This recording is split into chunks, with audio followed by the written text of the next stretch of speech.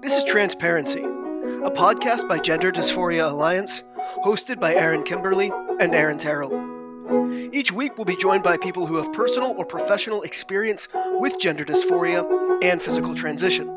We'll also discuss how our trans experiences relate to the concept of gender identity. Join us for a compassionate yet heterodox approach to the question of trans. Zander Keig is an award-winning clinical social worker and a female-to-male transsexual of Mexican heritage. His advocacy work involves serving as Welcome Ministry Board President, Transgender American Veterans Association Board Director of the Community and Fellowship Committee, Advisory Board Member, and Senior Fellow for the Foundation Against Intolerance and Racism. Zander is the co-founder of the LGBTQ Caregiver Center and serves on the National Alliance of Caregiving Mental Health Advisory Committee, the RISE National Advisory Board, and the Better Living for Seniors Special LGBT Committee. In this episode, I, Aaron Kimberly, discuss with Zander some of the similarities and contrasting experiences of gender nonconformity and gender dysphoria. And here's my conversation with Zander.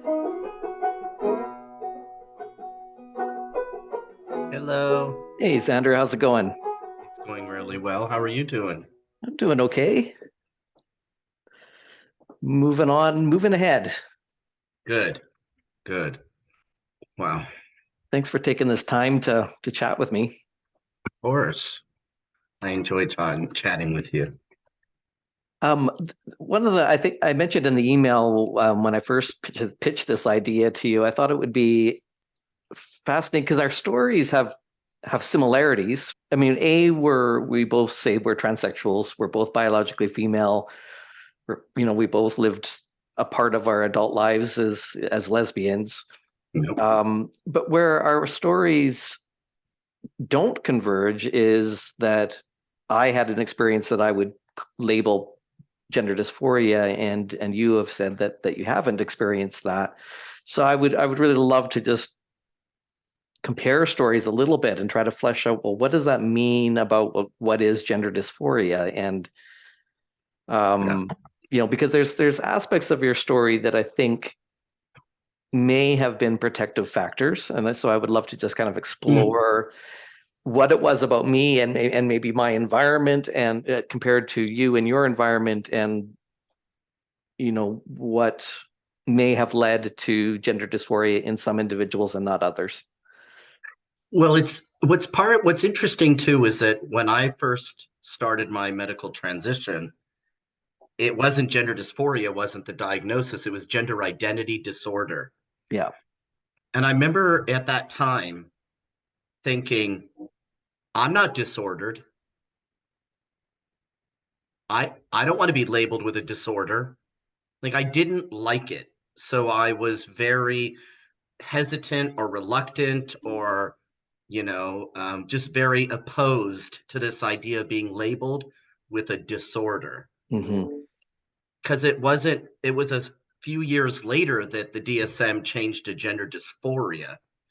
And what I did to prepare for this, what I did is I went back to the DSM-4 and I looked to see, do I fit the criteria for gender identity disorder? Yes, I do. Do I fit the current for gender dysphoria? Yes, I fit.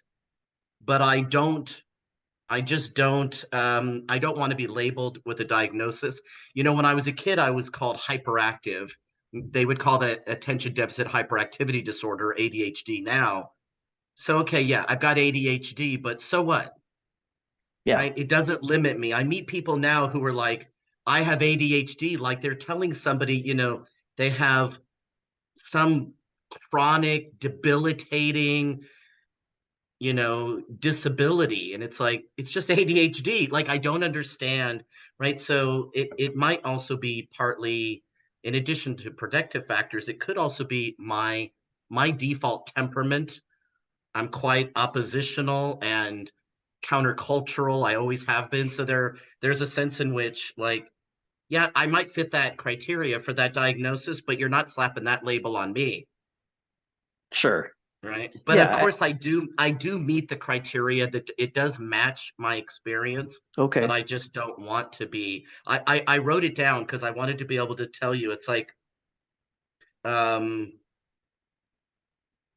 I've said in the past I don't have gender dysphoria, and I transitioned to escape homophobia and sexism. But that's not the entirety of it, right? It's more like I figured I could do something pretty drastic that would alleviate some symptoms that I was having socially, Right. right? That I was experiencing in society.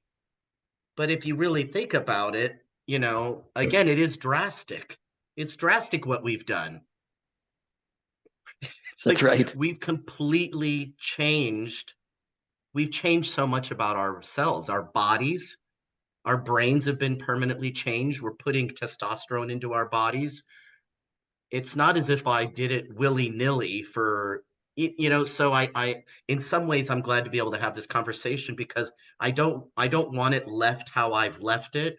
And partly I'm an external processor and I don't really think things through on my own. I've got other things to think about, so I don't sit around thinking about my identity like a lot of people seem to be doing these days.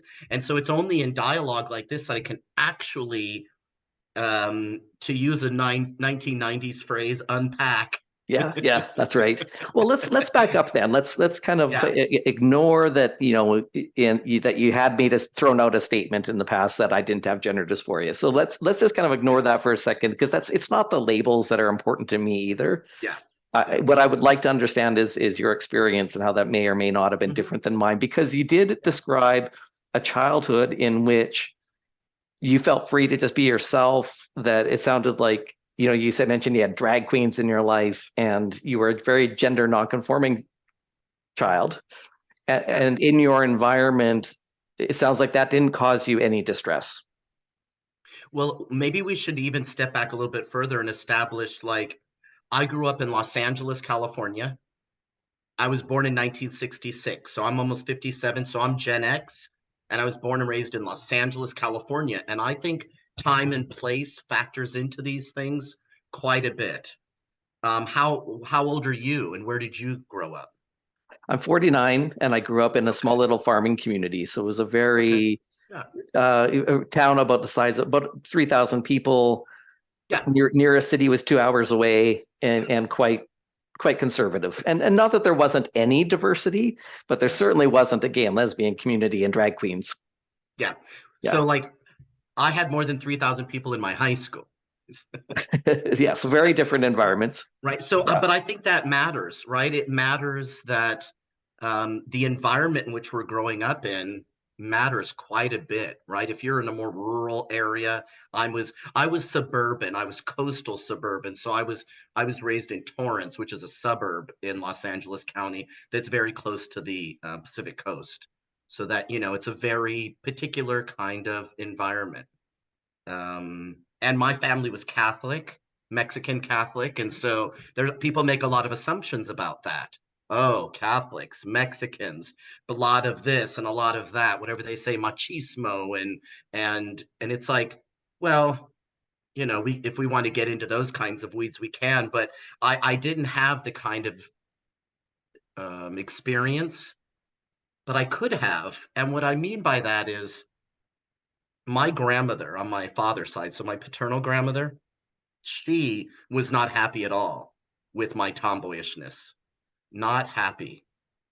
And she made remarks periodically to me, and so did my aunts, but it was very infrequent.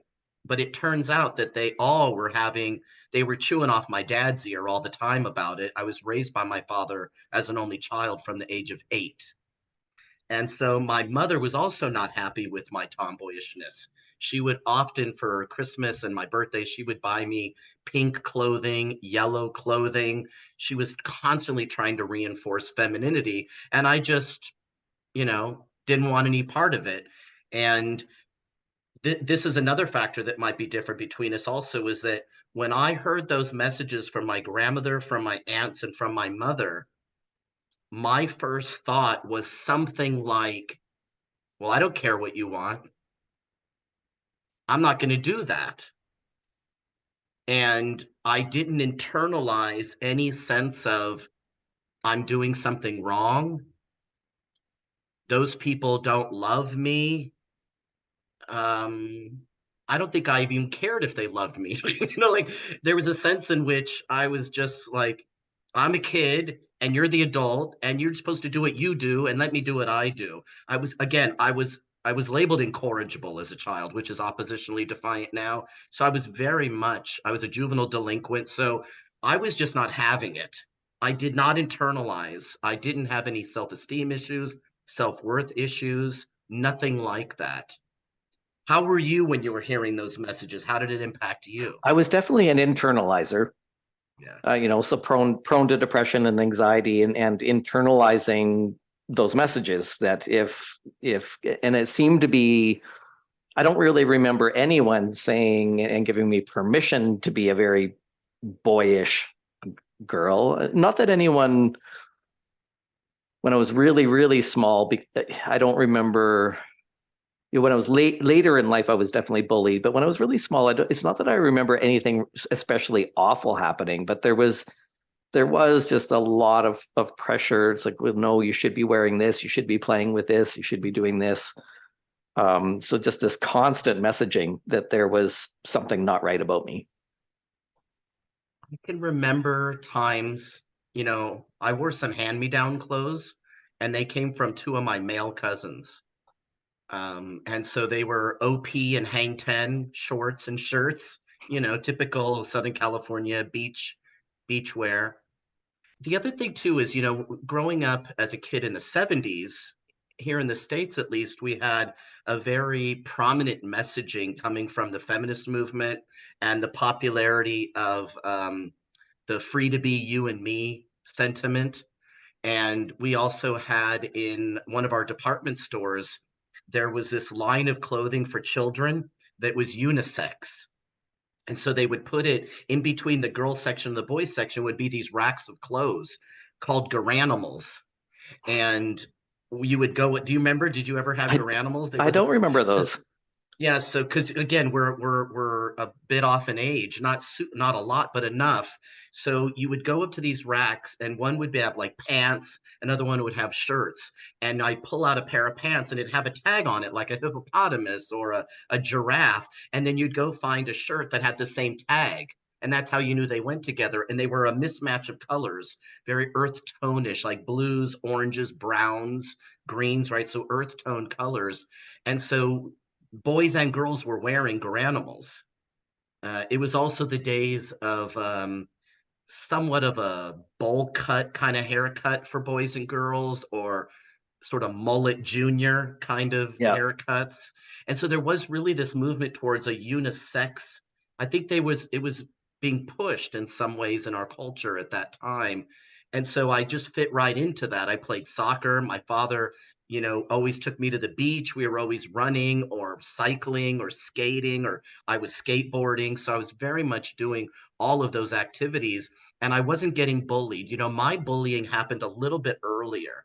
When I was 6, I developed encephalitis after I was injected with the MMR vaccination, measles, mumps, rubella. And there was a bad batch. It was 1972, I believe. And there was a bunch of us in my hometown at the time of Mesa, Arizona. We all contracted rubella from the vaccination. And some of us ended up in the hospital with encephalitis. And so that really did change a lot in my life from then on. But the bullying came once I went back to school because I talked a little bit differently. I was paralyzed on the whole left side of my body for 2 years. Wow. And so I was walking differently, talking differently. I was behind in my studies. I entered school in the third grade, so I missed first and second grade.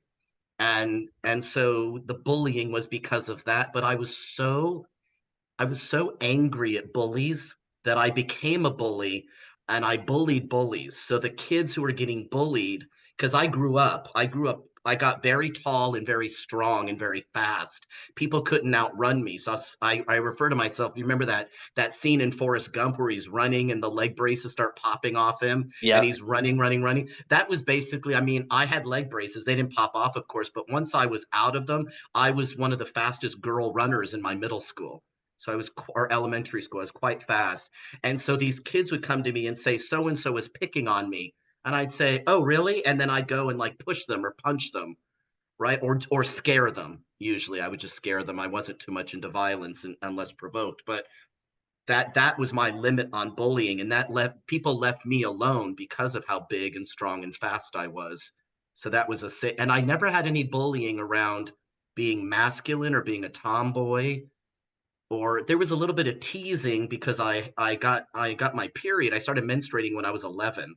And so I started to develop, and I think I was also the first girl to have to wear a bra, in sixth grade or seventh grade, something like that. And so I got a little bit of teasing about that, but again, I didn't care. It didn't bother me at all. I thought these kids are stupid. That's what I thought. I thought the girls are just jealous because the boys like me more. Because I was actually quite boy crazy when I was that age. Oh, really?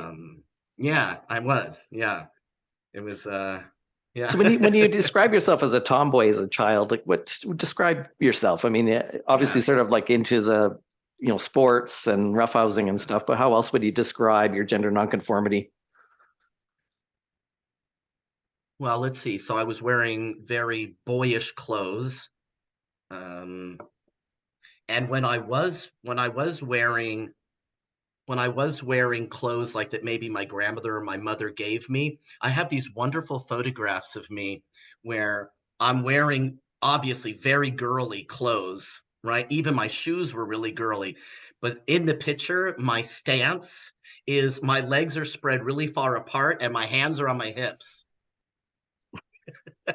you know, and um and I'm standing next to, in a lot of these pictures, I'm standing next to the little boy who used to live next door to me. His name was Raphael, or Rafi, we called him, and he was in like little speedos and cowboy boots. Like we were just, we were just an odd little pair. But so I'd say a lot of it had to do with if you just saw pictures of me, you'd be like, I was kind of posing, but I wasn't posing purposefully, but my pose would be considered probably more masculine, right? Like girls don't tend to stand with their legs really wide apart, like exaggerated almost in this one picture of me. Um, there's a picture of me where I'm standing next to my grandmother and I'm wearing a little dress with like a lion on it, and I've got little buckle shoes, and I've got, my hair was really curly. I had very curly hair, and I'm standing there. I've got this scowl on my face, and my fists are clenched. Because you had to wear the Yeah, I was dress. just so Yeah, angry, so yeah. angry, and I didn't like my grandmother. So it's just like a bad combination. So I'd say the way I dressed, the way I stood, and the way I sat. I would sit where I would cross my legs over, ankle on the knee, not inner knee over the inner knee, To, knee to over knee, so to yeah. speak. To what Yeah. degree do you think that was intentional? Like, were you intentionally looking at boys and men and then trying to? No, No. no. It was just comfortable. I rode bicycles that had bars, right? Because girls' bikes don't have the bar, so I always had a boys' bike. Would Um, that have been your choice if you had been given the choice of do you want that bike or that bike? Would you have? Absolutely. You Yeah. would have chosen I the boy bike. yeah, Yeah, I did choose it. yeah. Yeah. My dad took me to the store and I picked it out. It was this awesome mustard colored bike with a big old handlebars, like a old motorcycle, and a big banana seat. It was great. I had another bicycle that looked like a motorcycle my mom bought for me. I was really big into riding, like, remember big wheels? Did you ever have a big wheel? Yep. I used to ride those and like skid out in the middle of the road. I was the only girl in my neighborhood that was doing these things. What else? Well, I was smoking pretty young. I was 9 years old when I started smoking cigarettes, and it was with the boys. I didn't know any girls that were smoking at that young of an age. I was also drinking beer. Again, I was oppositional and turned into a little delinquent. But so it's also hard for me in some cases to separate out what was tomboyishness and what was also just the what would you say, like, I guess the defiance part of me. I Because I knew that it upset people, and I think to a certain degree I got pleasure out of knowing that it upset them. I didn't pull it out. I should have. But I remember when I was 14 years old, I wrote poetry for about a decade. I have almost 600 poems. I was quite busy with poetry writing. And one of my poems when I was 14 years old, the title of it is "Though Society Doesn't Accept It." And it was my little anthem to myself of I don't care what society accepts. I like girls, right? That this is when I discovered that I not yeah that I not that I liked them, but that I could be with them. That was more than I grew to like them, but at first it was I wasn't around boys. I went to a juvenile delinquent school or a group home. It was all girls when I was 14. What And was that so there were like? no boys around. Yeah. Um Part of it was fun, because I was away from home and we were in the mountains in San Diego County. There's a cool little mountain town called Ramona. It's really beautiful with horses, and it was nice. I liked that part of it. It was like being at camp all the time, but it was very restrictive. I didn't like that part of it, so I ran away a lot. And at the time, I held the record for the longest time of being punished for running away. I ran away so much, or so often. I had a girlfriend while I was there. That was my first experience of having a girlfriend. And it's just like boys weren't around. And so I was a little sad that there weren't boys around. And one of the older girls said to me, "Well, you could have a girlfriend." And I was like, "A girlfriend?" She's like, "Yeah."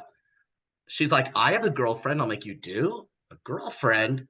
She's like, "Yeah." When she was still underage, so I don't want to make this sound as terrible as it could sound. I was 14, she was maybe 17, because once you turned 18, you were out of there. And I said, "I don't know if I like girls." And she said, "Well, come over here and kiss me, and then you'll know." And then when we were afterwards, I was like, "Well, that wasn't so bad." She's like, "Okay, we'll go get a girlfriend now."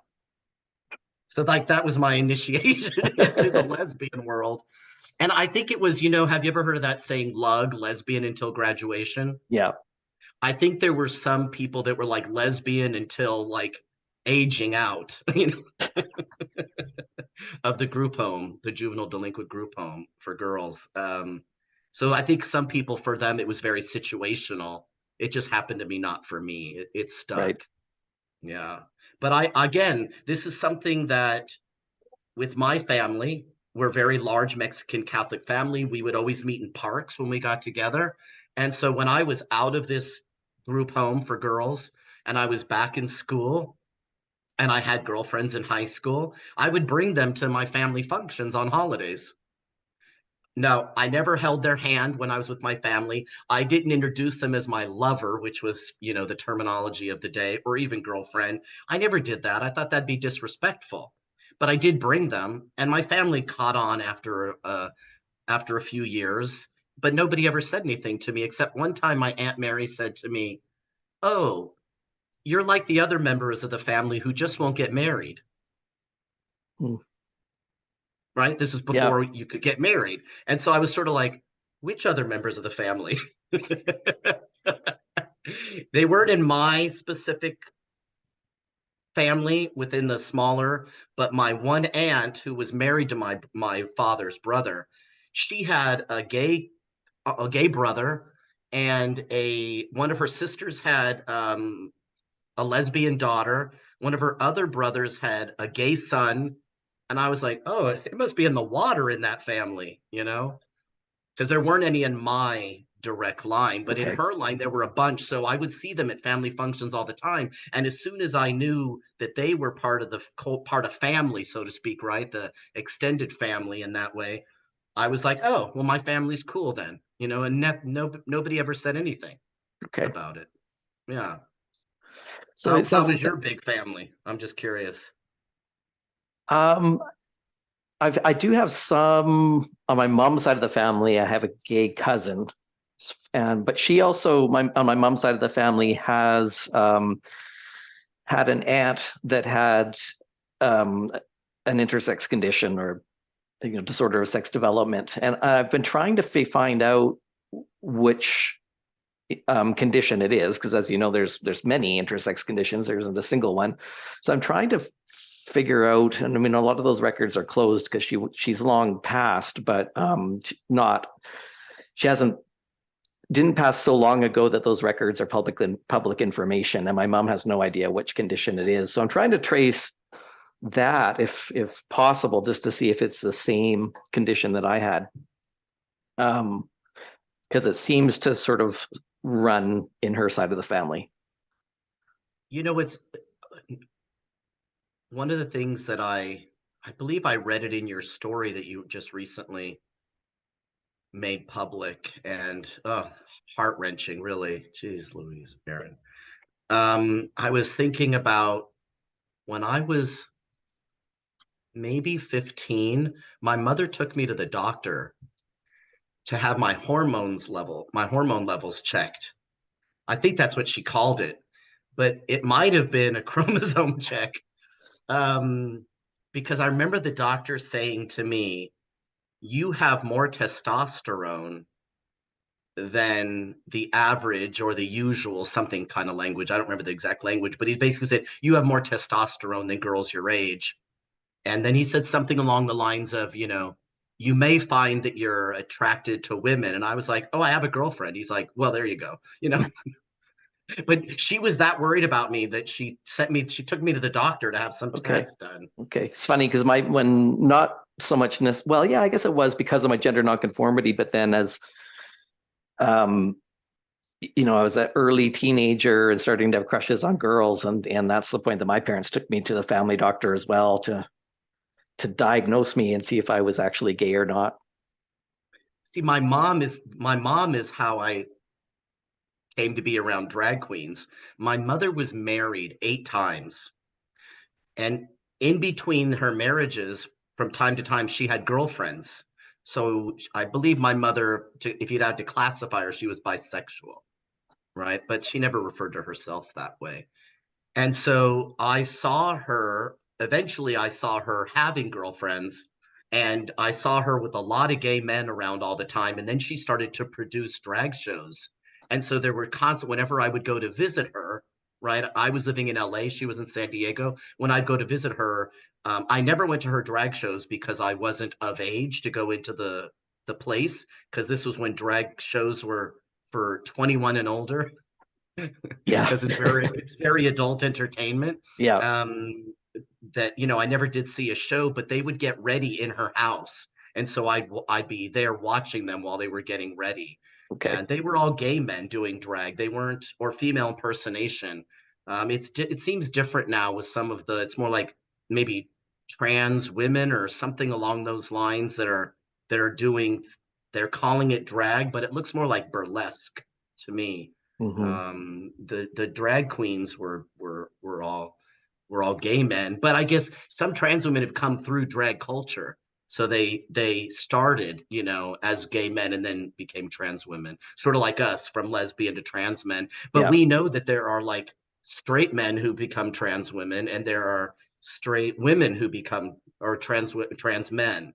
I've met several actually who were never part of lesbian community and still Yeah. transitioned. Yeah. No, yeah, So and that seems more common these days than it was yes, I think 20 so. years ago. Yeah. Yeah, but it's interesting to think that my mother thought maybe she thought I had something, quote, wrong, you know what I mean? So your gender Um, nonconformity was obvious enough that people around you, it was oh yeah, obvious to them and had yeah. concerned your mom enough But to take you to a doctor. but what's interesting is if you see pictures of me as a kid, I was rough and tumble, I was playing sports, I was wearing very boyish clothes, but I always had really long hair, right? I had beautiful hair. I miss my hair. I had hair that was like um at one point it was like right to like the end of my back. And it was jet black hair, very wavy hair. So I always had long hair. I didn't have short hair until I didn't even have short hair in the military, because you don't need to have, when you were female, you didn't have to get your head shaved like the men. You just had to make it so that it was tucked under the cap. So I didn't actually get a haircut that was short until I was, oh my gosh, maybe in my mid to late 20s. I always had really long hair. I loved having really long hair, Did but you? I would sometimes do that like bandana thing, that Yeah. you know. Yeah. So I was kind of butchy. When people would say to me in the lesbian community, they'd say to me, "Are you butch or femme?" And I'd say, "I'm neither. I'm sporty. I made up a name for myself because I didn't want to be butch or femme." Right? As you can Yeah. see, like I'm oppositional in all different ways. Do you think you would have fit? I mean, you were obviously gender nonconforming, but that it doesn't sound like that caused you distress as a kid. So, do you think No, you would have met the childhood gender dysphoria diagnosis back then? since I've never worked with kids, I've never actually looked at what the criteria is for childhood gender identity disorder, right? Um, Like, I don't really know. did you feel like this burning desire as a kid, like I want to be a boy? No, No. no, I was perfectly happy just being a little tomboy. Um, and people have speculated that it might be because I never got any pushback. Because even as a tomboy, I mean, even when I was in middle school, I was still very tomboyish, and in high school, I was still very tomboyish. But you know, I again, I was sort of in that middle place. I was a bit androgynous, and so I didn't wear overtly feminine clothing, but I didn't wear overtly masculine clothing at that point in time. I was wearing Levi 501s, Hawaiian shirts, and Vans tennis shoes. Very, that was my uniform. I had like 10 pairs of each thing, and I just rotated them. But even still, there were boys who were always flirting with me and coming on to me. So there was something about like I wasn't so masculine that it was a turnoff to them, but I wasn't interested in them. But I noticed. I mean, I noticed, and they weren't so shy about it. Um, but it probably wasn't until I was in my 30s that I hit like peak masculinity, and that was because my hair was much shorter, and then I was wearing things like flannels and Doc Martens, and Yeah. the other Yeah. uniform. Yeah. We probably shopped at the same places. And then So, but even still, I was always really astonished when men would come up to me in a flirtatious way. I'd be like, "Are you kidding? Like, look at me. What signal are you getting here, buddy?"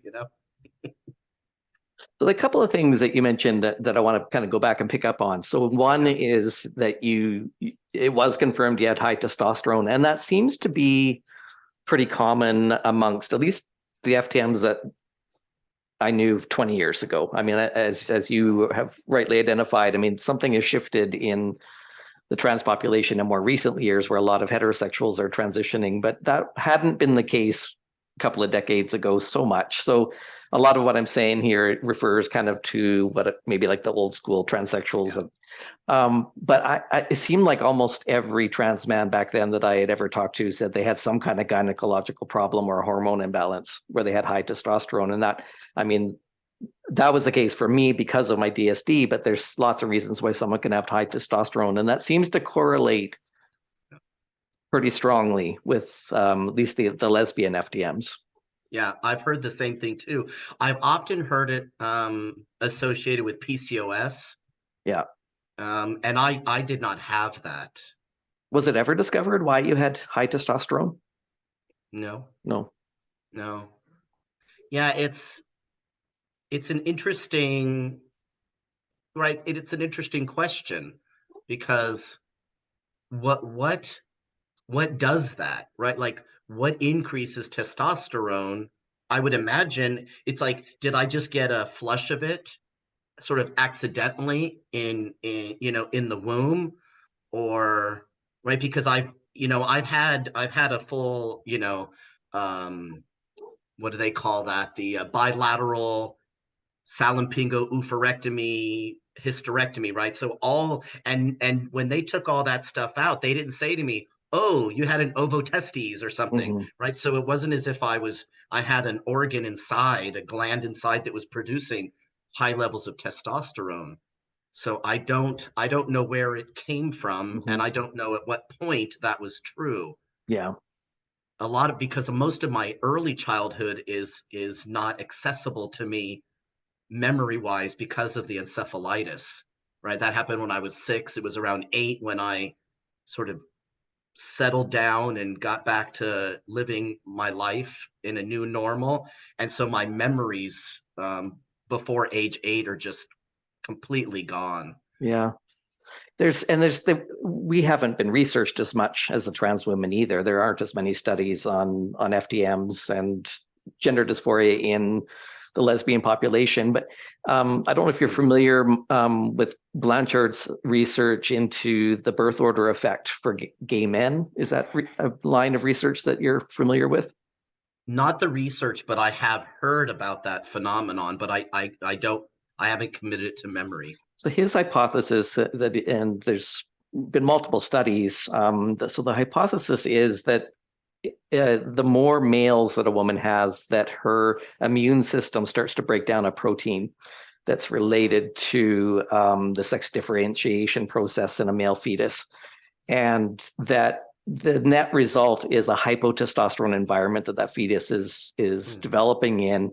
Um, and so the hypothesis is that then correlates, that accounts for about 30% of gay men, but it tends to correlate most strongly with the very hyper feminine gay men that, and like the HSTS, the homosexual transsexual population. So it's Hmm. um, yeah. So the hypothesis is that this hypotestosterone environment not only counts for homosexuality, but also a very extreme gender nonconformity.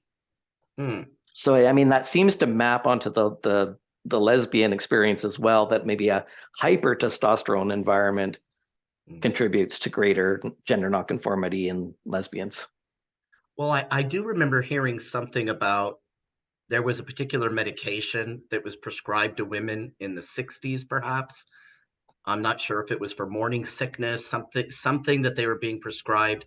And I've heard people say that there's a higher number of trans women who were exposed to that in the womb because their mothers took it. Like of all the women who took it and all the babies who were exposed to it, there's like a higher number of now trans women who came through that experience. I haven't heard again because they haven't done the research on how that affects us. My mother had one child before me, my older sister, and with her father, and then I'm the only child from my father.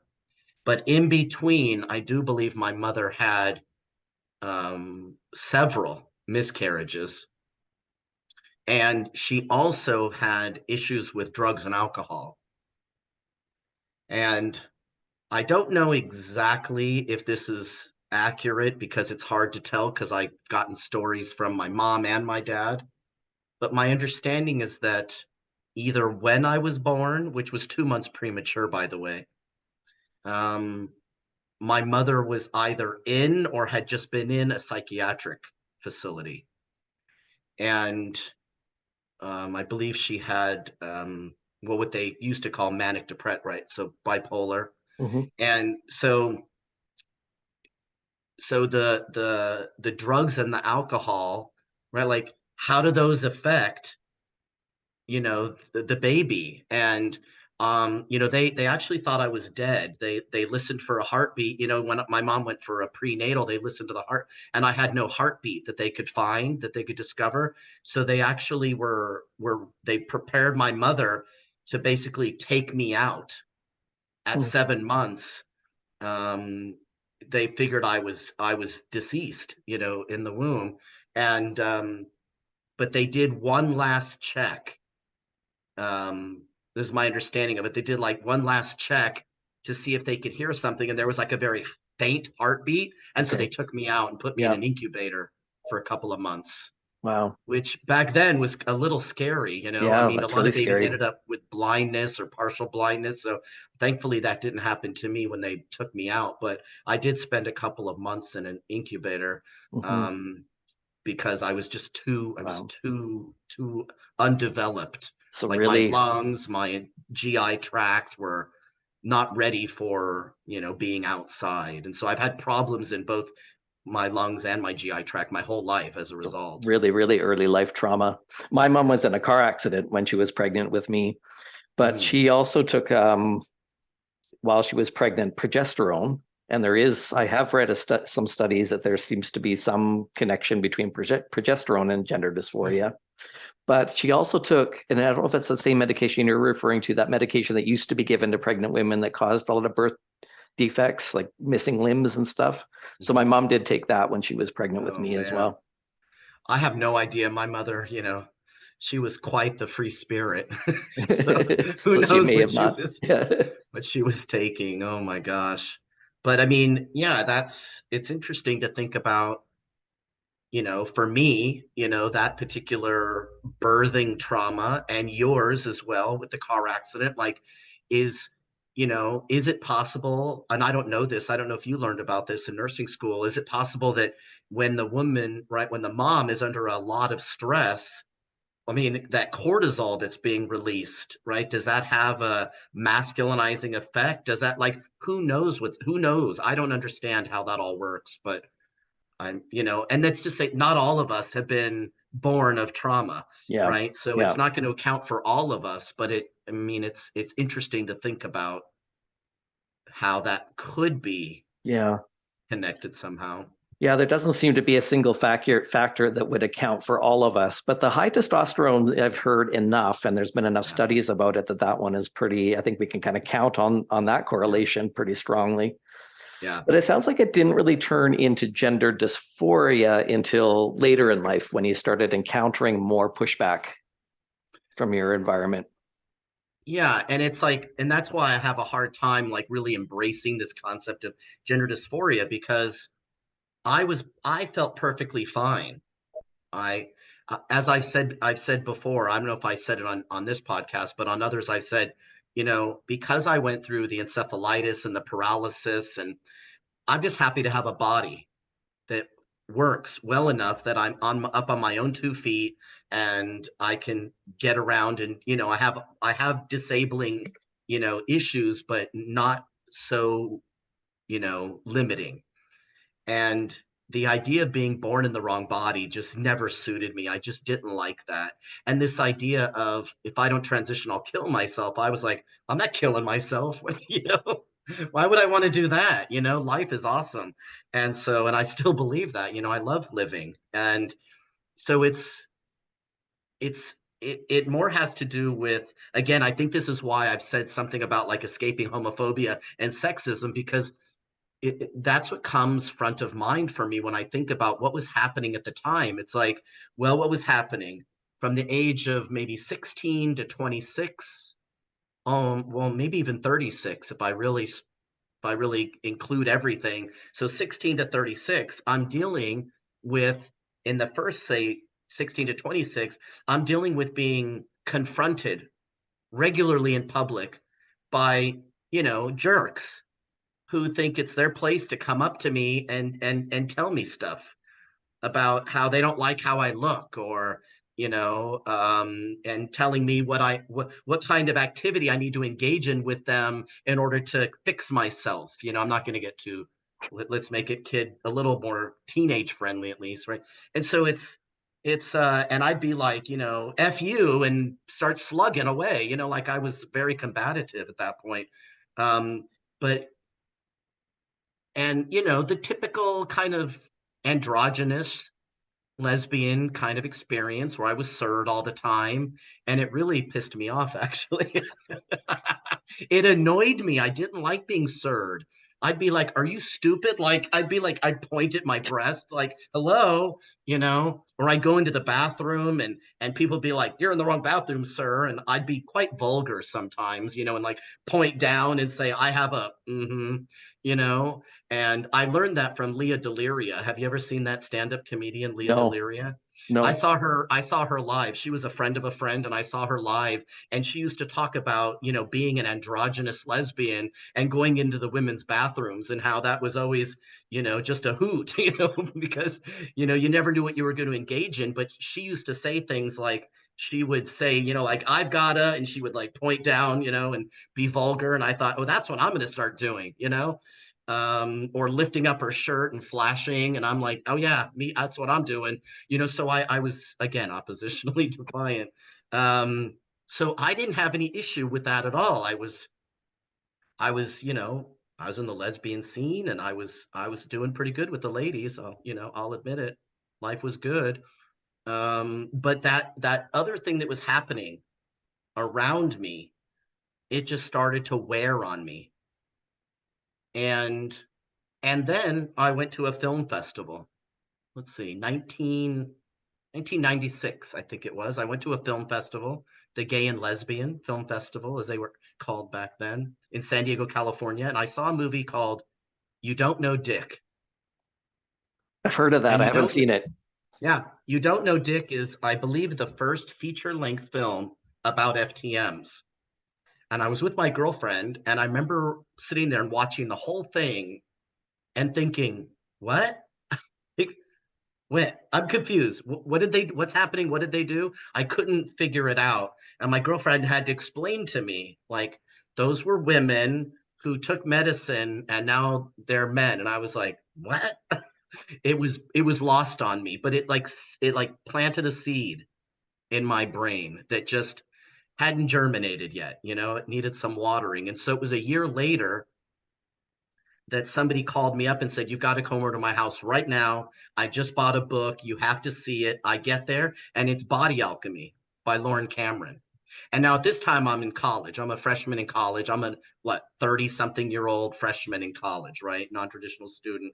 And I was like, oh, I recognize some of those guys. They were in that movie I saw last year. And it had before and after kind of pictures of them.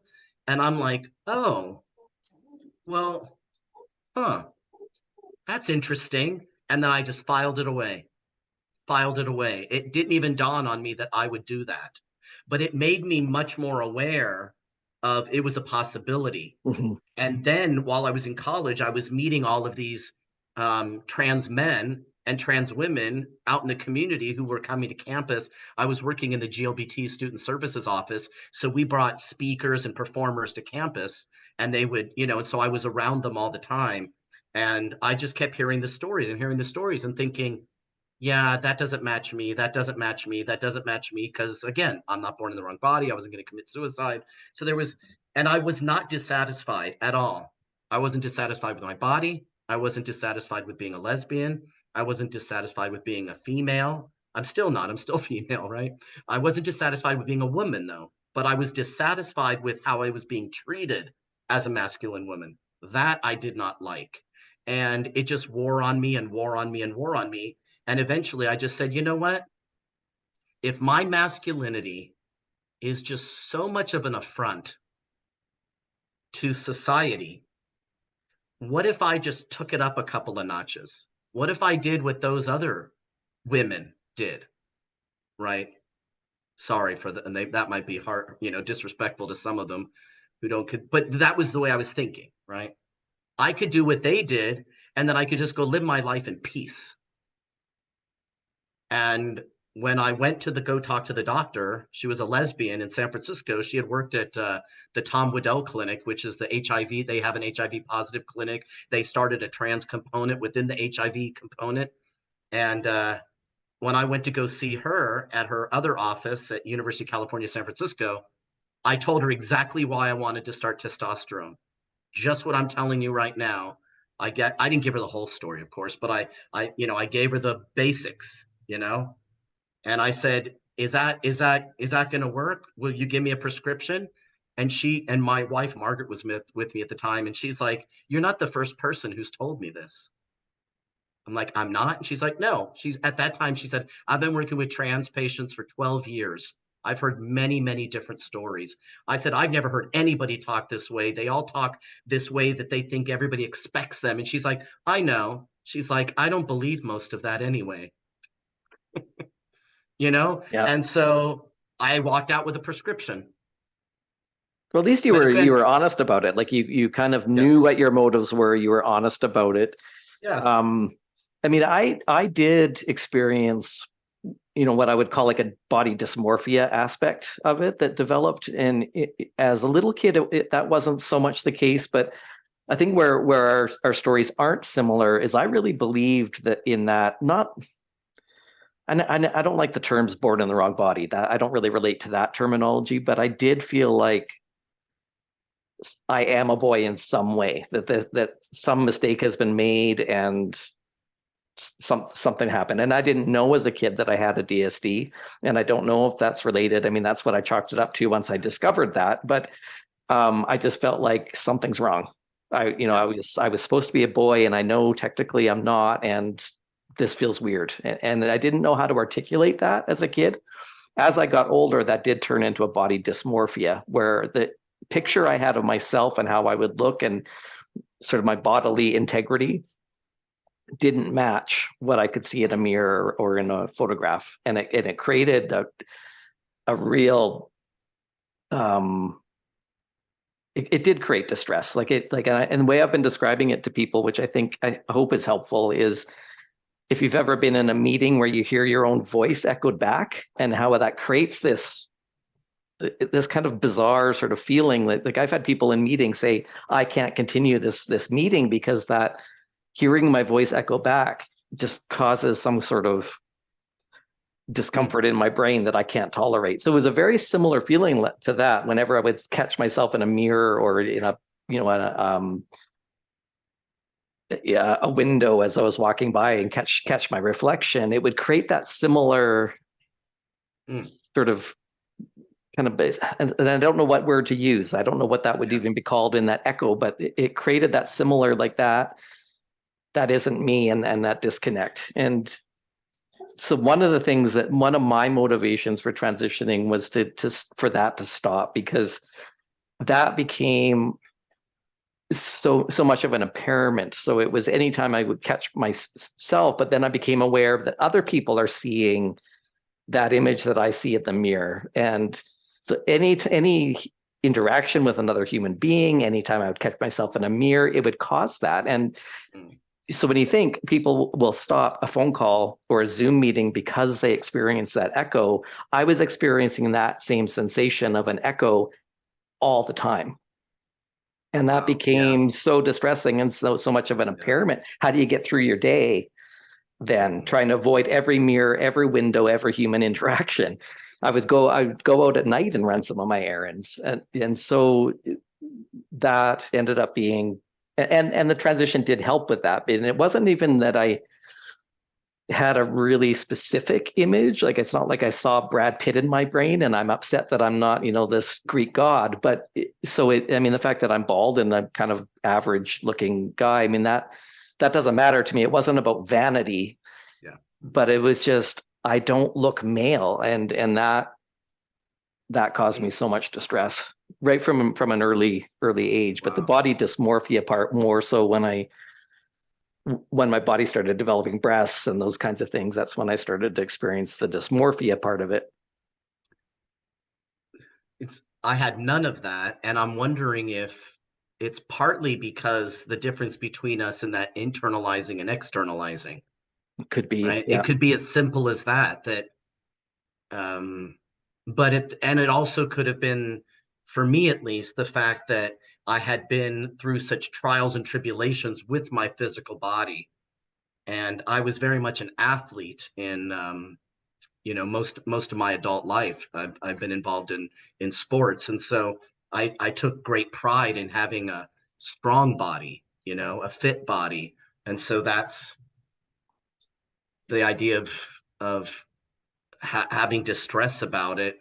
Even puberty, with puberty, um again, I was very little. I was 11, right, when puberty started.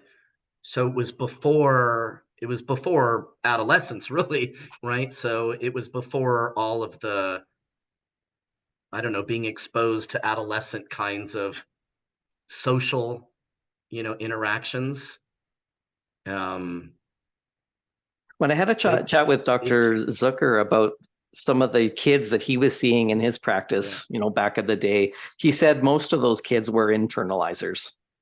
So you might be onto something, right? That there's something about being highly gender nonconforming, plus a certain temperament, plus maybe a certain environment Yeah. that creates that little sort of glitch that happens with some of us where we and I still to this day don't really know what to call that, like what that is. Mm, I know that some homosexual transsexuals they really love the language of the sex inversion. mm, And I don't know if I entirely buy that as a concept, but the language, I can see where the language of that fits the experience, where you just sort of feel this sort of bizarre sense of I am so along the gender nonconformity spectrum that at the yeah. very, very extreme end of that, something inverts. I mean, I can see how Hmm. intuitively that feels right to Yeah. people, but scientifically, I don't know where that stands. Well, I think some people assume that maybe we have internalized like homophobia or something. I definitely did not have internalized homophobia. I don't know if you thought about this, but I never thought when I was starting, testosterone, I never thought about anything, any seriously at least. Oh, I am no longer going to be homosexual, right? Appearing or perceived at all. I'm going to be heterosexual, perceived and appearing, right? Because I was still with the same partner.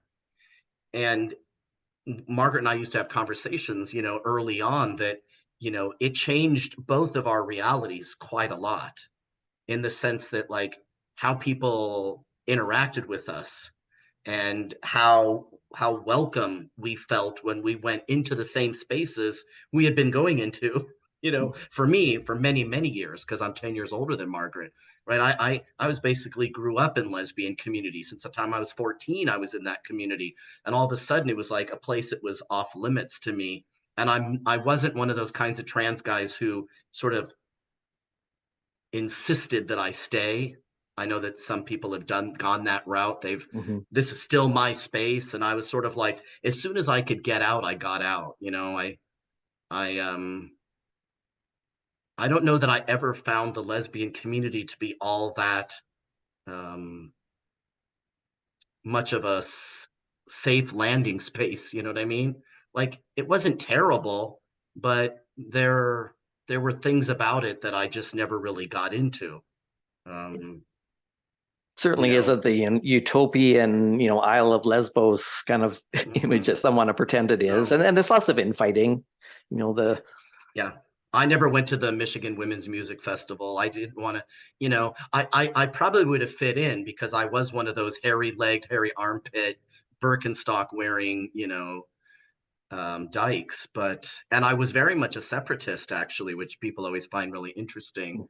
But there was something about, um, I don't know what you would call it, but so for example, I've come to my medical transition in a very different trajectory than most people, although not all, because I'm sure I'm not the only one that has a similar story, as I've been told by my doctor. But then people say to me, well, then why did you get a top surgery?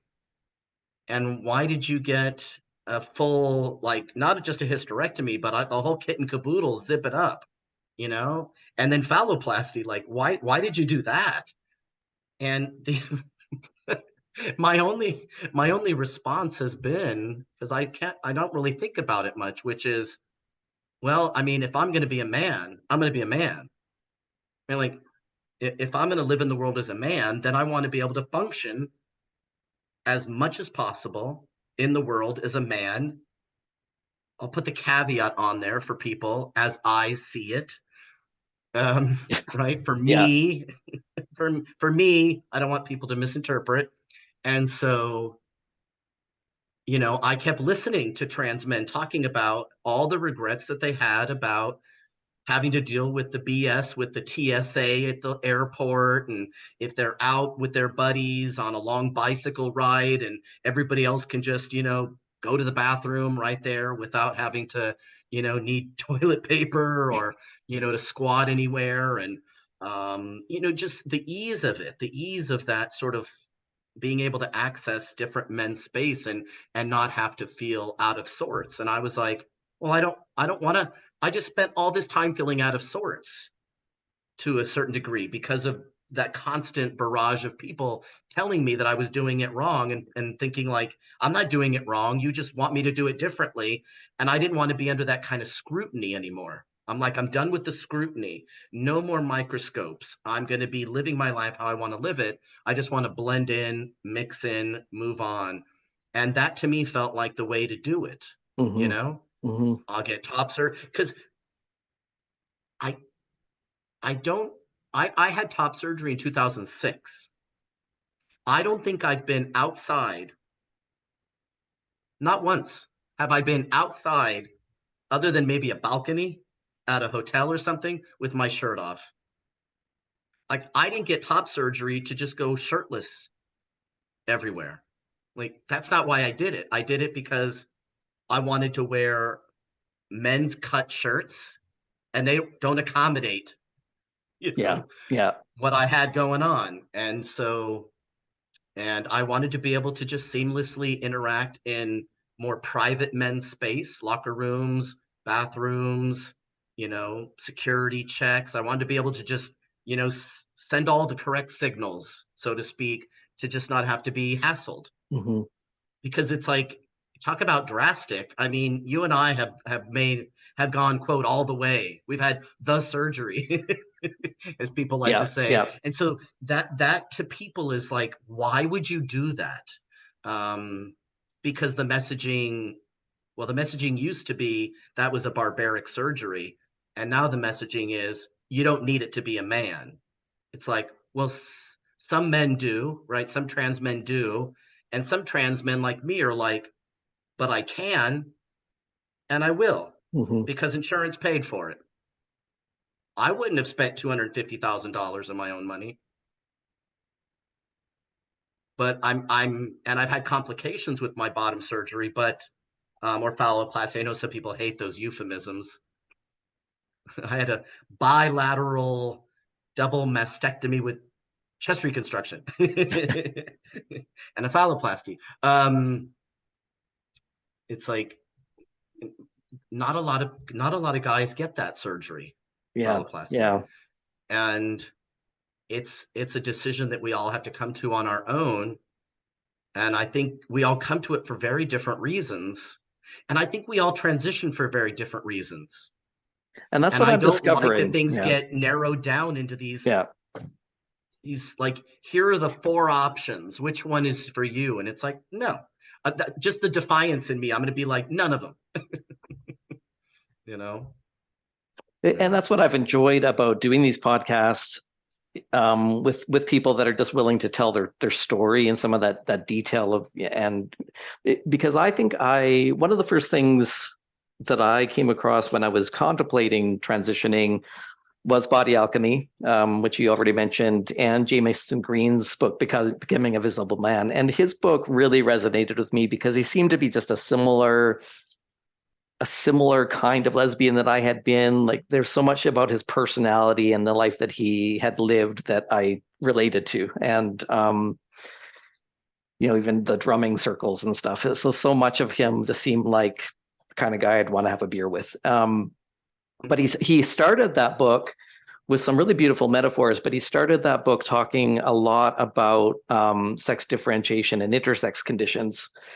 And at that time, I had already known about my intersex condition. So I thought, okay, so he's talking about this. This resonates with me. And I thought, well, this must be like what I experienced as far as the body dysmorphia and feeling like I just am a boy. Um, and then he started talking about, intersex pathways. And I thought, okay, so this is what it means to be trans. And when I started And then I certainly knew, butch lesbians in the day who seemed to have a similar sort of body dysmorphia. The stone butches who didn't want to be touched because they felt so much distress with their physical body. And I even met some trans guys who said they had like phantom phallus sensations where they really felt like they could feel something flopping around between their legs. And so all of that kind of tracked. I didn't have that, but all of that seemed to kind of track with my experience. And I thought, well, that's what trans is, and that's what we all experience. That's so I thought. So when I'm assessed, then years later, the last about 3 years ago, when I started assessing people coming in for hormones, and I could see they're all different. They're all coming in for a different reason, and I could just sense that because assessment is one of my strengths, and I could sense, okay, there's different things going on for all these people, and I felt confused by that, and I felt, okay, I want to step back because I need to wrap my head around what this is. And I certainly heard, trans men in the over the years say, that they kind of fibbed their way through the assessment process when they went through it, but they would never elaborated. Well, what was it about like that for you then? They kind of like hint through that out that they fibbed, but I couldn't access what their story was and what their motivation was. And so I just felt as a clinician, that's like, I'm not now feeling comfortable with this. I want to step back. I really want to understand trans people's experiences, their real experiences, not a narrative that they picked up somewhere and that they rehearsed and took into the assessment room with them. So I'm thinking, how many of these trans men who I thought had the same experience of mine, maybe a lot of them never did, and that was just sort of a narrative that they picked up and told because they think, well, that's what I'm supposed to say as a trans person. Well, there is coaching that happens around those lines. When I worked for the military on one of the transgender care teams from July 2016 to January of 2019, I assessed as a licensed clinical social worker, right? I assessed somewhere around 300 of these service members who were seeking a medical transition while on active duty. And I'm similar. I really love assessment. I get a big kick out of doing assessments. I think it's one of the best parts about being a social worker. I do think that everybody should have to go through a comprehensive biopsychosocial assessment in order to access any kind of medical treatment. I don't care what it is. There's so many things that people don't know that if we can help them fill the gaps in, like who's going to drive you to your appointments? Yeah. Who can you call? Do you have stairs leading up to your apartment, right? All the things that people don't even think about. And then they get home and they're like, oh shit, I got to climb up stairs, And so it's not as if I heard one story. I didn't even hear I almost did hear 300 different stories because there was enough about each one of them. And it's like, so if people out there think that, we all have the same narrative, we all have the same identity, we all want the same things. I like to tell people as often as possible, there's no consensus in our community. Mm-hmm. We haven't been all mustered up together. We haven't taken a vote, right? So anything you see on Twitter or TikTok, those people are speaking for themselves and their select group of friends and influencers. But if you really want to know what the trans community thinks, well, then you've got to talk to a lot of us across all spectrums, socioeconomic, geographic, racial, ethnic, religious, political, age, all of it. You've got to look at all these, and then you can start to get somewhat of a sense of just how complex it really is. Right? It really, really is. It's not so simple. I think people are trying to make things much too simple. Mm-hmm. And it's unfortunate that people are still to this day getting coached on what to say. Also, I think maybe there's some differences. And told not to trust the clinicians, that the clinicians are somehow out to get them. Gatekeepers, probably. Yeah. Well, I'm wondering. what this was like for you. I I think when I first started to think, oh, I'm trans, I called myself trans starting in 1998. And that was because I met Leslie Feinberg, and Leslie Feinberg said to me and the few people that were at this event, um, she was reading from Stonebridge Blues at the Women's Bookstore in Denver, where I went to college. So it was a small little audience in there. And she said, being transgender means you transgress gender norms. And I thought, oh, right, because I think she was one of the people that popularized the usage of the term transgender. And because I had heard transvestite and I had heard transsexual, but this transgender thing was a bit new. And I thought, well, I transgress gender norms. So I started calling myself trans, but I didn't start hormones till 2005. And so I had a 5-year period of time where I watched documentaries, I read books. I read a bunch of books on intersexuality.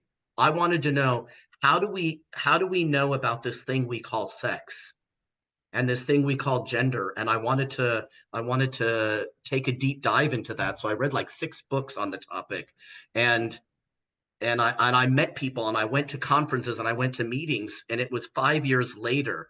So, people who are like 3 months after they've come to the decision that they're trans and they want to start hormones right away, it's like I don't understand, how something is so urgent so Hmm. quickly, because I really did sort of slow things down.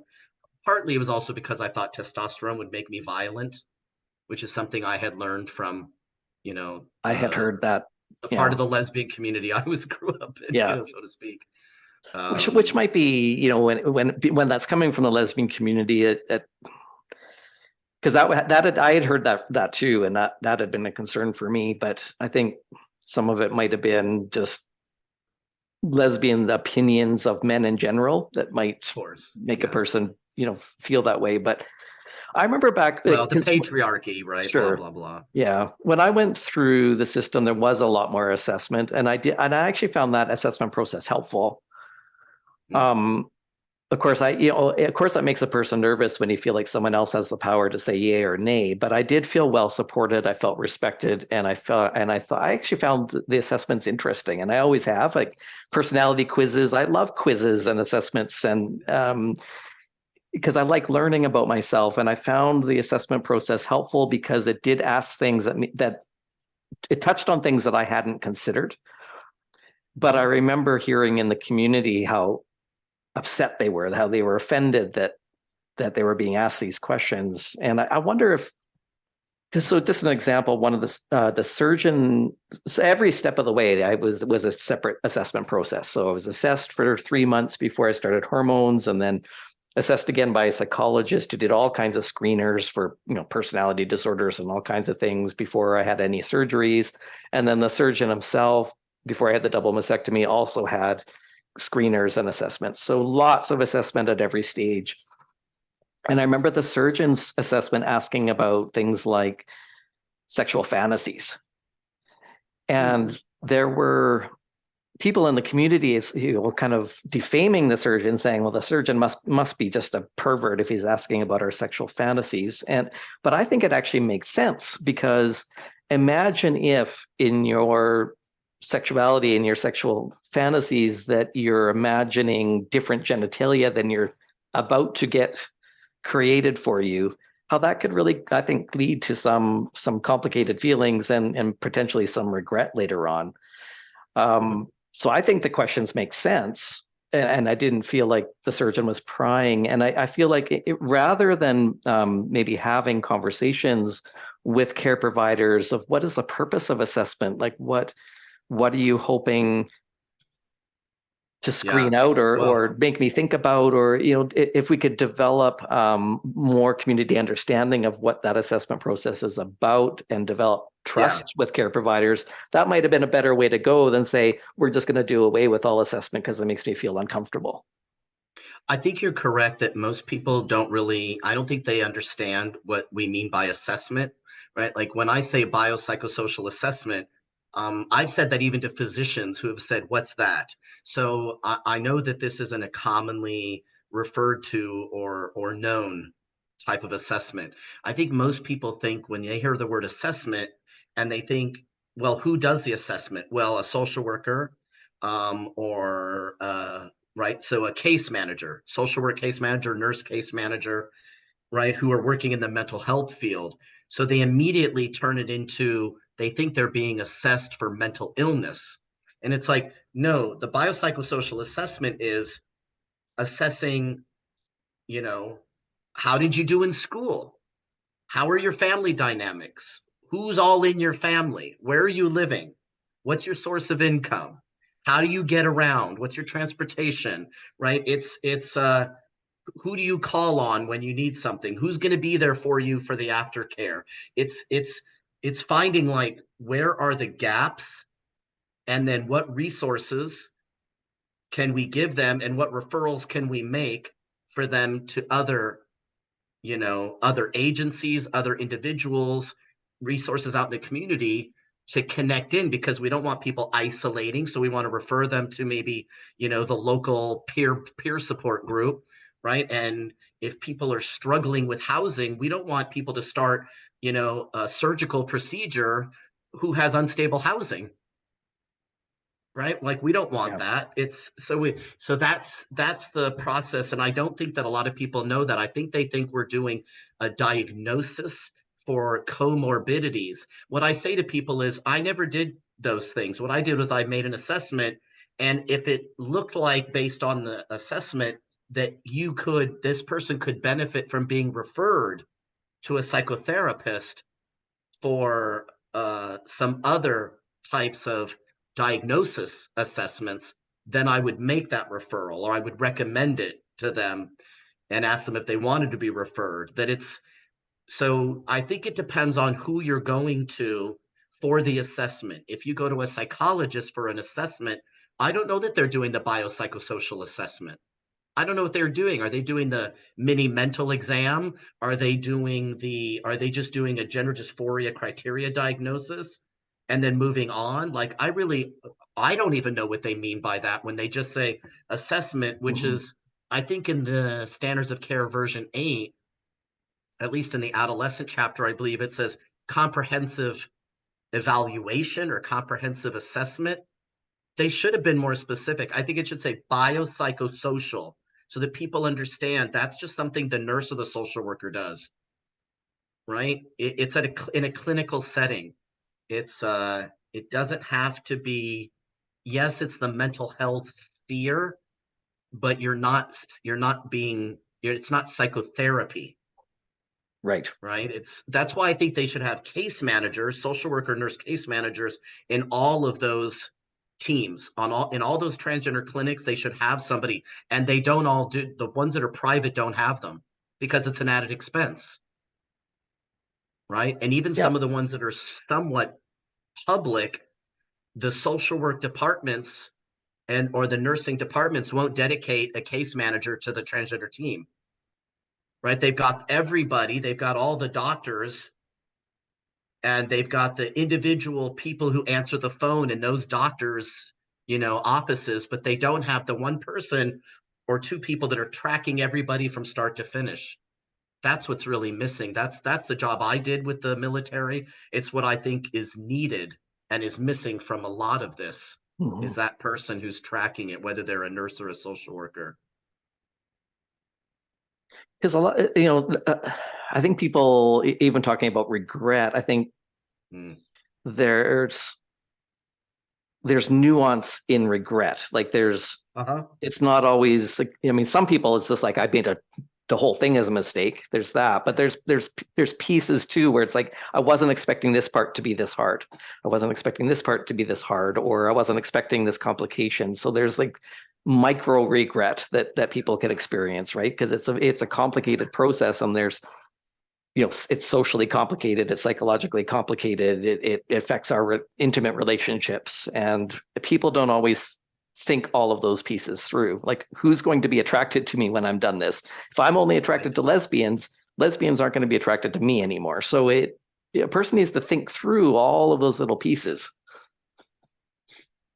I don't have any regrets What I have said is, so I went to see this one doctor. I got my prescription for testosterone. And as a veteran, I use the Department of Veterans Affairs for healthcare. I took my prescription because at the time the VA would not initiate transition. But if I took a prescription from a community doctor to the VA, my VA doctor would put it into the system, and I would get my prescription through the VA. So that's what I did. So I started on hormones through the Department of Veterans Affairs in 2005, and I did not do any counseling at all, none.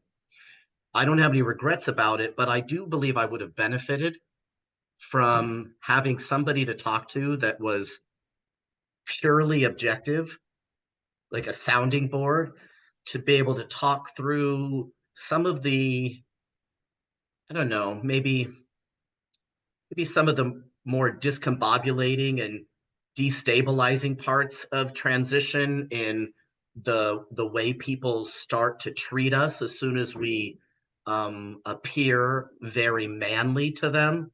The world treats men and women very differently, and you don't really know exactly how that works Mhm. until you've lived on both sides. Yeah.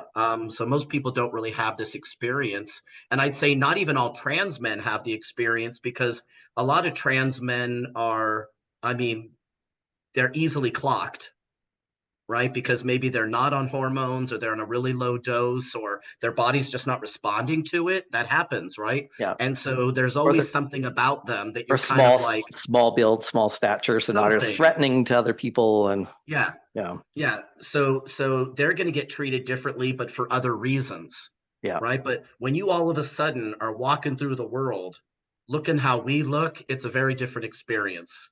And that would have been the only support I had, besides, of course, my wife and my family, was I continuously went for about 4, almost 5 years actually. I went to and actually led several FTM discussion groups in San Francisco and in San Diego.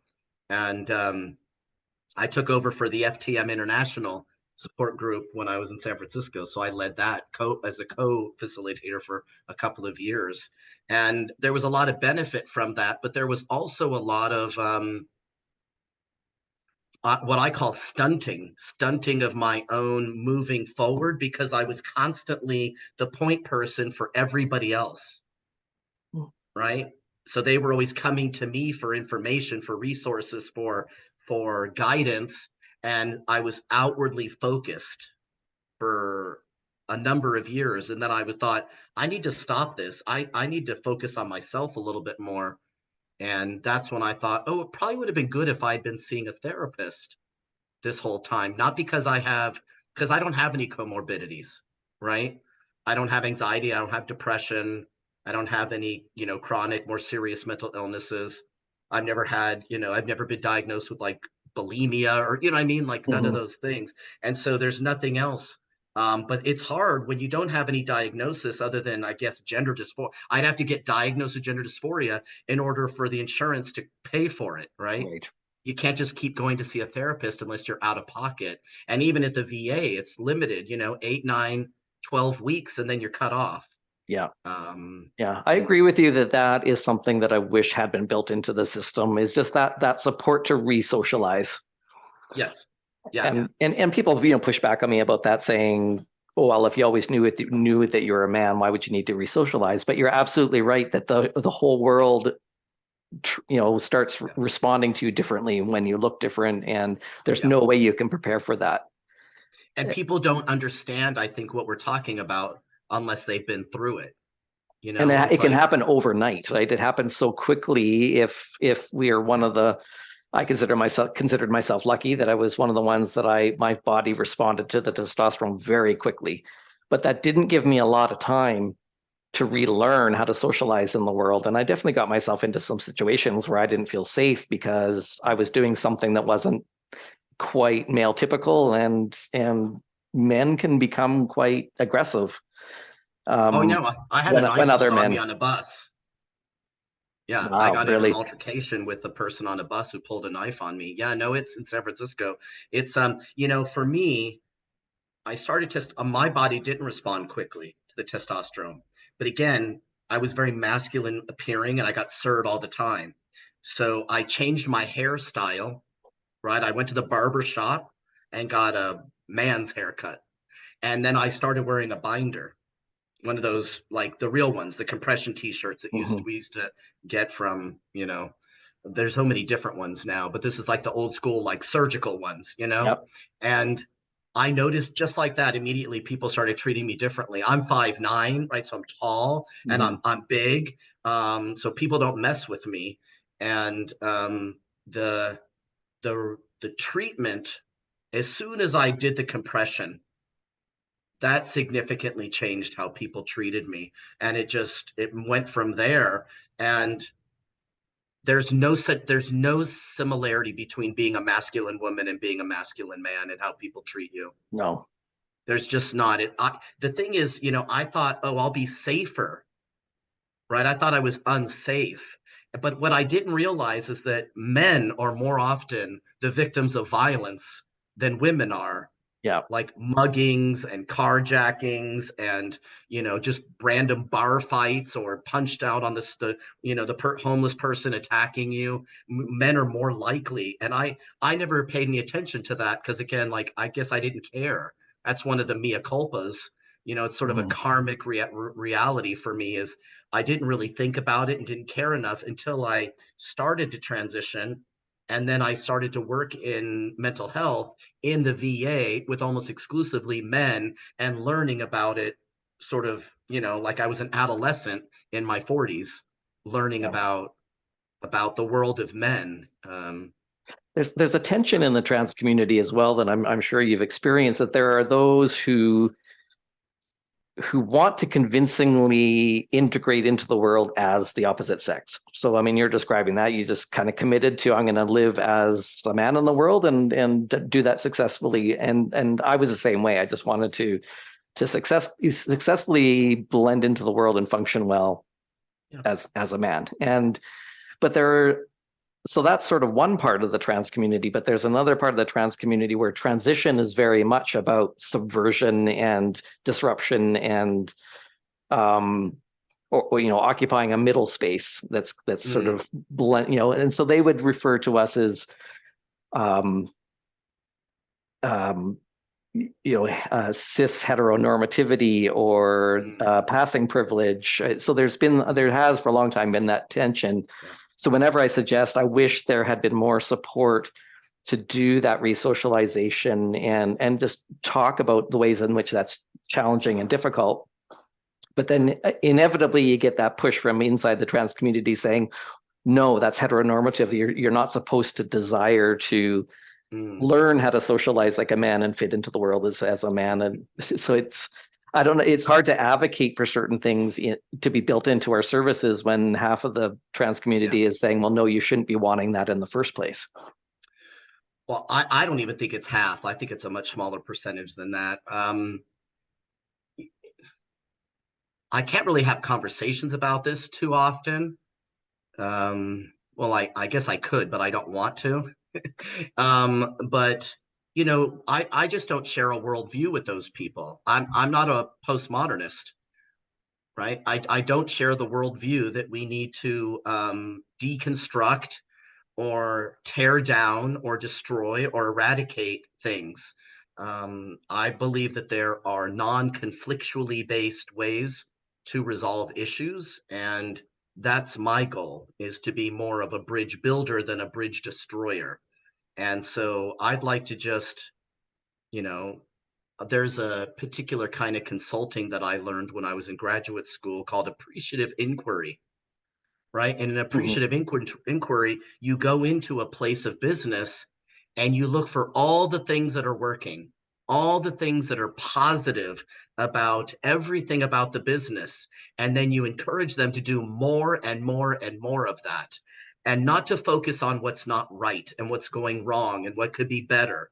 Those things, they get worked out if you get everybody to focus in on and appreciate what's really working, what's going well, and what we can build on.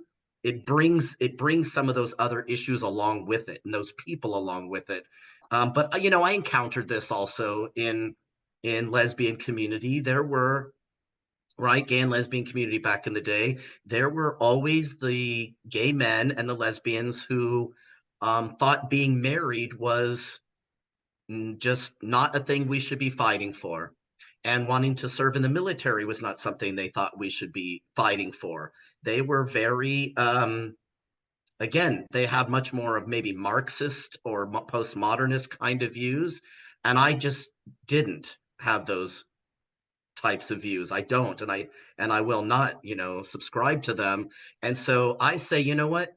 Let those people do what they're doing. I think eventually they'll realize they're creating so much havoc for themselves that they'll stop doing it. Either it'll happen naturally as they age out of being angry all the time, or they'll settle in. They'll settle into a relationship, they'll settle into a job, they'll settle into their own self, and they'll move on from that.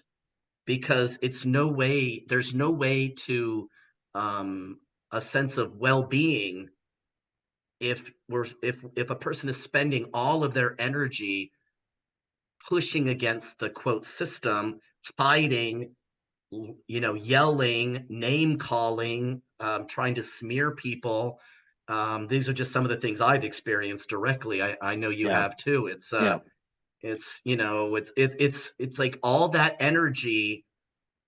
um I just wish they loved themselves more. I really, because if they were more focused on their own well-being, they would not be so fixated on all these things that are not going right. But I got to tell you, I mean, to a certain degree, I was fixated, right? I was displeased with how people were treating me, but I always wanted to get married eventually, right? Like, so there was a part of me that's very traditional. I'm very much a modernist, very much a traditionalist, you know, very much a moderate in most things, you know, including politics. And so I'm able to kind of look in all directions and go, oh, I like that, and I like that, or I don't like that, and kind of make my own world. I'm not a follower. I've never been a follower of a belief system, a joiner of a particular, you know, whatever it is, a faith or a I travel around. I have a degree in theology. I travel around spirituality groups. I love that. But I'm not a joiner or a belonger. And I'm the same way. It's like I'm a trans man, but I'm not going to join in to any of the shenanigans that are happening. I'm not on social media, so I don't partake in either direction. You know, And I've those of really, you who are on it, you're exposed to all yeah, of that. yeah, exactly. I really appreciate the work that you're doing with FAIR, and the philosophy, you know, that they're using to promote civil liberties and justice for Yeah. people that isn't based in postmodernism. Absolutely. Yeah. Yeah, I love it. I love the work that I'm doing. You know, most of what I'm doing is corporate trainings, and I'm particularly working with this massive multinational corporation that has, I mean, just tens of thousands of employees just in the United States. It's massive. And it's just really exciting. It's exciting the work that I'm doing with them. But I also, you know, within FAIR, we have some ability to bring ourselves, you know, like what am I passionate about? And so in January of 2021, I founded Fair Wellness within the Fair community. And so over the course of that year, I developed and then I facilitated 8 different wellness webinars for our members. We have somewhere around 80,000 members in our chapters all across the United States and Canada. And so any of them could come in for free because these things often cost money. And so I was really happy to be able to do that, and also for our staff if they wanted to come in. So it's like, it's basically what I really love to do, and I get to do it in this environment without having to compromise my own morals and my own core beliefs, right? But I still get to do the work that I've been doing for years, but I'm just doing it, you know, You've from created different way, you know. you've created some good videos with them as well. I'll link some of those in our Yeah, liner notes. I want to be cool. respectful of your time and what we had booked here, but thank you so much for this Yeah, of conversation. It's course. always a pleasure to sit down, and I wish you were closer. We could just go out and have a beer or something sometime. But this is the next best thing. I would love to be able to do that, and maybe in 2023 there might be an opportunity for us to be in the same place at the same time. I really hope so, because I would love to do that as well. So I hope so too. Yeah. Well, thank you so much. Yeah. Well, and thank you for all the work you're doing with Gender Dysphoria Alliance and all these podcasts and just reaching out, and you're doing really good work. And again, you've been through some trials and tribulations of late, and so just want to send you just big hug, and keeping you in my prayers for sure. Thanks so much. You're welcome. Thanks for joining us for this episode of the Transparency Podcast. If you enjoy our content, please help out our algorithm by hitting like or subscribe. If you'd like to make a donation, follow the link to our PayPal account. On behalf of the Gender Dysphoria Alliance, thanks for your support.